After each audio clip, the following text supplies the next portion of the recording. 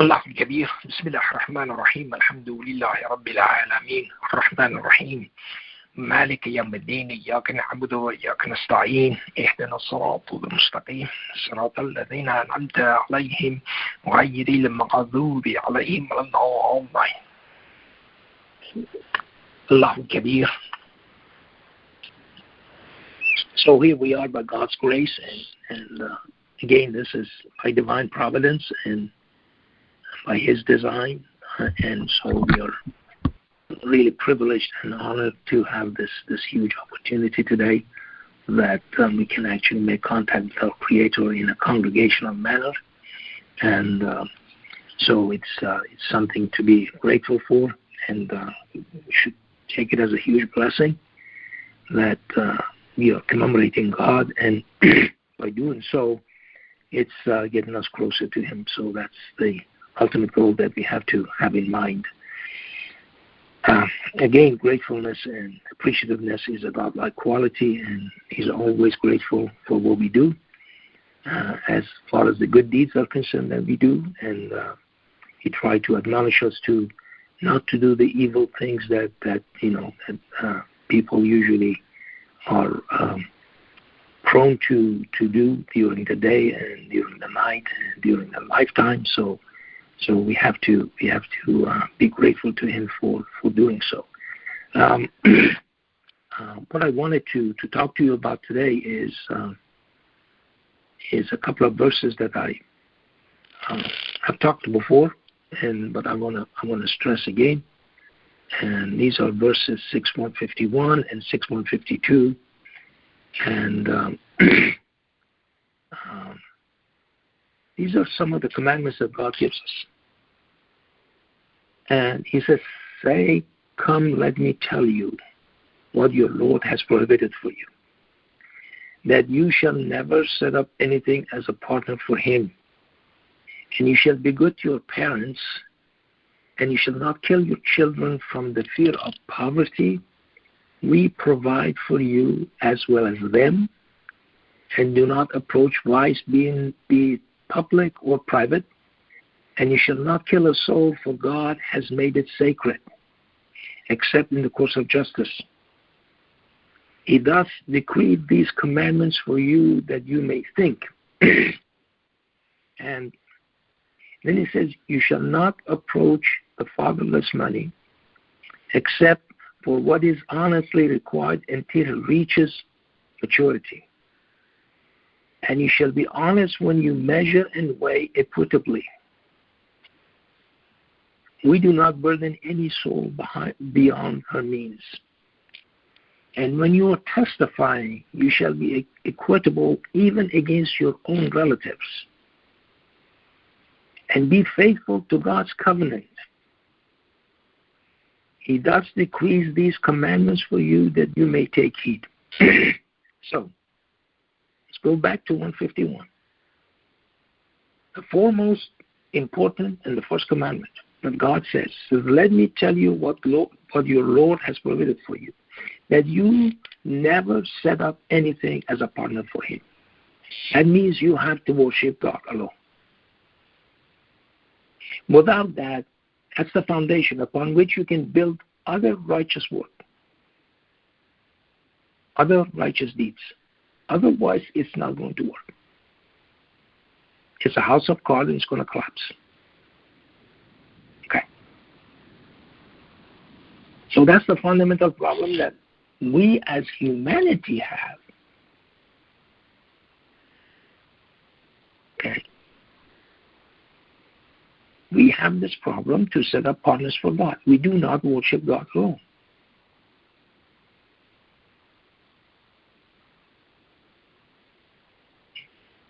And then you shall be good to your parents. Okay? This is a commandment from God. We don't do that, we cannot expect reward from God. Okay? And look at all of these. These are ands. These are not ors, these are ands. It means they are required. And you shall not kill your children from the fear of poverty. we provide for you as well as them. Okay? That's what God is saying. He said, don't do this. Don't do abortion because you think that you're going to get poor. Because He is the one who provides for you. So if we abrogate these commandments that God has given us, instead of one of these ands in there, okay, and the provision is not there for us, we cannot complain. Okay? And the provision goes well beyond nourishment. Okay?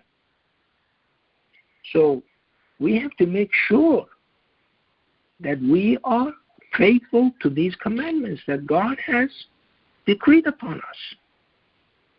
And then God says, and do not approach vice, be it public or private. Okay? These are gross sins. Don't do it. Don't commit adultery. Okay? Do not steal. Okay? So here God says, and you shall not kill a soul, for God has made it sacred except in the course of justice. That soul has taken another soul. So there has to be punishment for that. That goes to the Code of Hammurabi. Okay. It was 4,500 years ago. Okay. So if somebody does that, you cannot expect provision from God for that person.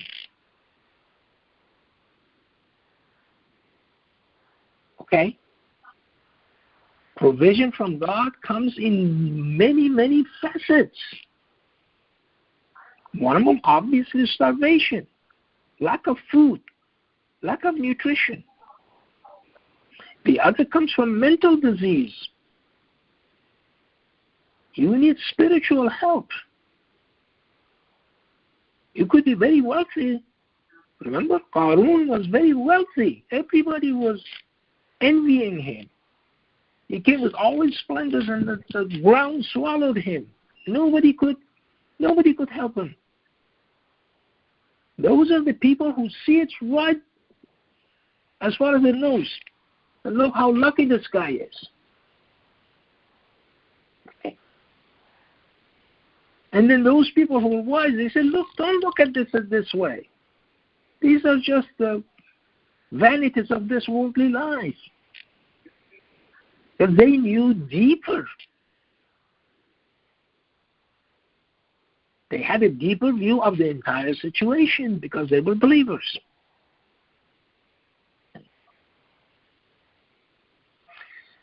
And then God says here, He thus has decreed these commandments for you that you may think.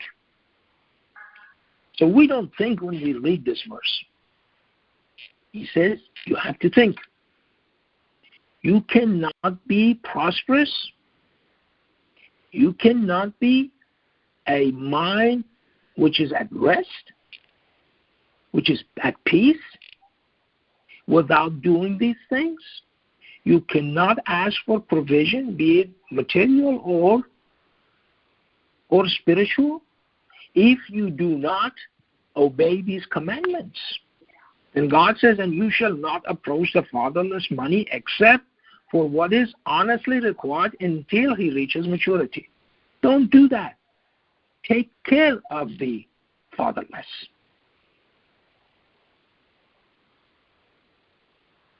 And you shall, as a B is missing here, you shall be honest when you measure and weigh equitably. Okay? When you put that bag of potato chips, okay, half of it is full, the other half is air. Okay? That is not measuring equitably. Somebody's cheating you. It looks full, but it's not. It's only half full. Okay?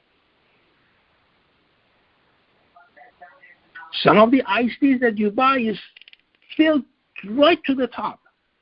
And it's kind of annoying because when you open it, it actually spills out if you're not careful. That man is honest. He gives you full measure for your money. Then you look at another one, it's basically about 2 inches lower than the top. That guy is not giving you an exact measure. That person cannot expect prosperity from God.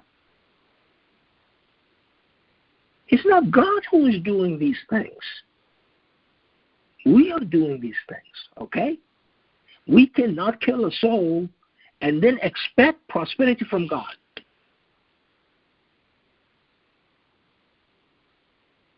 So here we go, okay? And when you are testifying, you shall be equitable even against your own relatives. Do not bear false witness.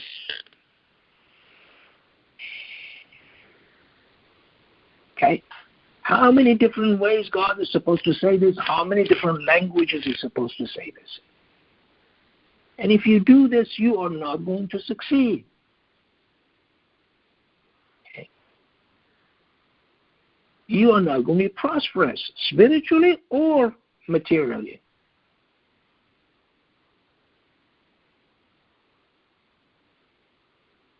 So we usually ask these questions, and these questions are answered in the Quran if you look at it in a way that is thoughtful, the way that God is describing it here. Look, if you break these commandments, you are not going to be prosperous. You're going to suffer the consequence of these things. God is not the one who is unjust against His servants. We are the ones who are unjust against ourselves.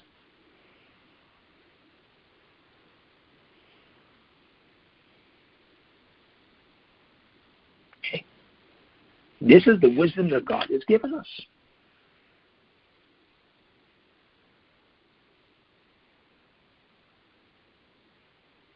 So now, you may ask, okay, what should we do with the hungry people?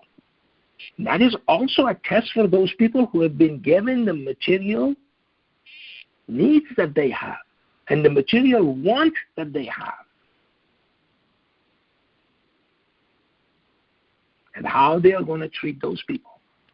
Are they going to feed them, as the Quran says, feed the needy and the homeless? Or they're not. If you go against that commandment, then you are not going to succeed. That material gain that you have, that material wealth that you have is going to be spent in a way that you don't like it to be spent. Okay. It's not going to be a source of joy and spiritual peace. It's going to be something which is going to be a source of pain and agony if you do not feed the hungry. And He asks for very little. He says, look, if you have this, okay, then this is what you should do. You should give very little of that money to feed the hungry, and that's called zakat. Over and over in the Quran, God calls for that. Okay? Which is that cleansing charity that cleanses your money. Okay. If you have sudden gain that you did not expect, you give 20% of that to some charity or spend it in the cause of God. It belongs to God. That's what God says. It doesn't belong to you.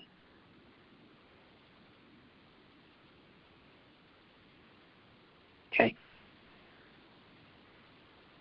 The question is that if this gain was sudden, that you didn't expect it, then why are you becoming stingy for that 20%? That 20% is not yours because you had zero before that. And God all of a sudden made you rich.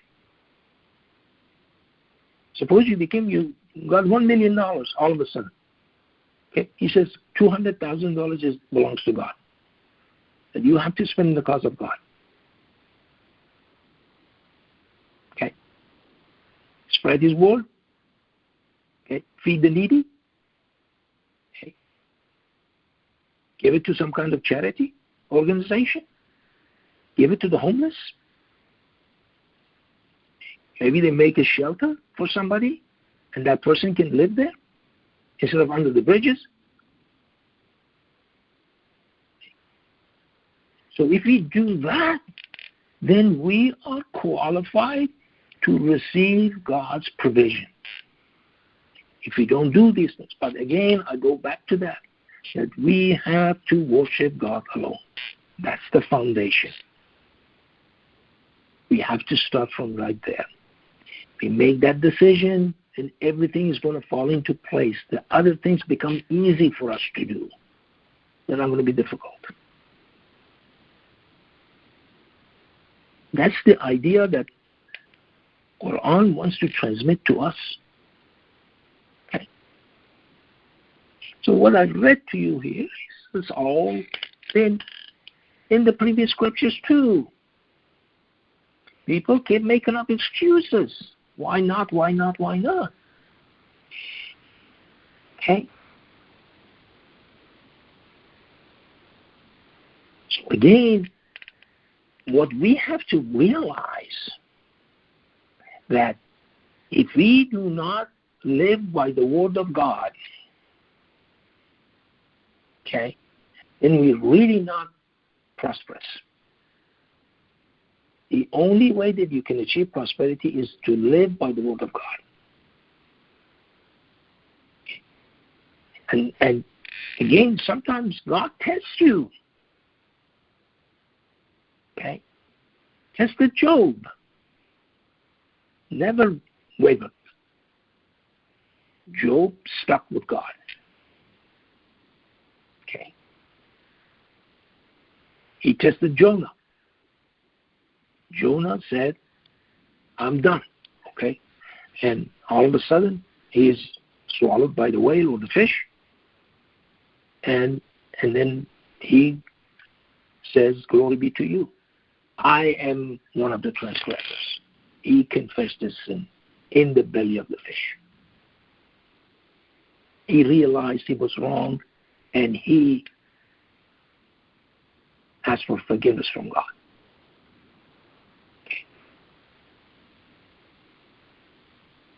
And you see, this is what God is telling us, and so that's what we have to abide by. And so He says in this, and be faithful to God's covenant. Okay. He thus decrees these commandments for you that you may take heed. Okay. These are for our own good. So what we have to do, we have to live by the word of God. And if we don't do that, we cannot expect peace and prosperity. We are going to suffer the consequences. Okay. I'm going to stop here and we'll finish this unit. Allahu Kabir.